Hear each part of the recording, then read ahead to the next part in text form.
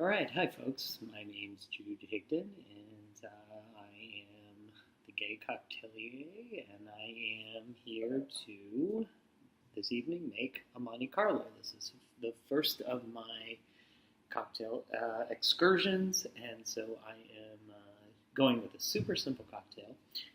It's a rye-based cocktail. It's very easy, and I'll just walk through how to pull this together.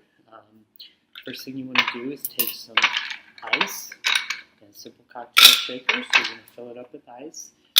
And from here, you're going to take a rye liquor, okay? And you're going to start with 2 ounces of rye liquor, okay? So 1, 2. So you always want to measure out your liquor. You never actually want to just guess. Good cocktails are balanced and they have a very specific spirit, and you want to be able to get really precise with them, because if you make it one way and it's not quite there flavor-wise, you might want to play with it, and if you're guessing, you have no idea where you were before. So I use in this one, the original version of this cocktail that I found had a full ounce of the Benedictine. I think that's too much. Newer versions of the cocktail call for ½ an ounce.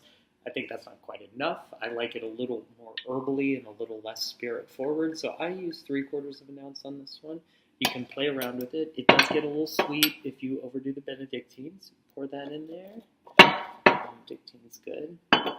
And then you take your bitters. This is a basic Angostura bitter.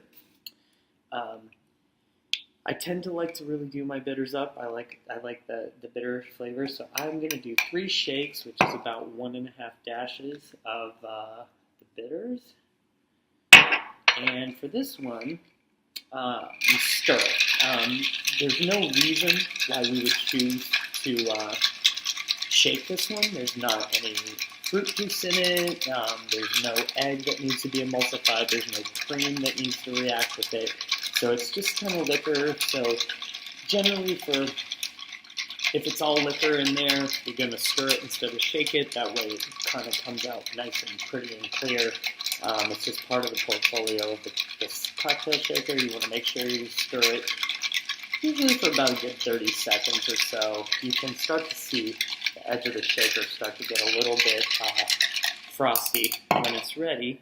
For this one, I'm going to use a single cube of ice in a rocks glass. So we're going to pop that guy in there. I use a chopstick to stir. I don't find bar spoons. I find them to compete with the ice and they get weird, but I find chopsticks to be perfect, so that's what I use. And then here, we're just going to strain this guy right on in there over 1 large rock. If you don't have a single rocks ice cube, you can just use regular ice. It's, all this weirdness about ice is weird. And this is a very simple, balanced Monte Carlo. You've got a really nice balance with this one of the strength of the rye with the balance that comes from the herbally part of the Benedictine.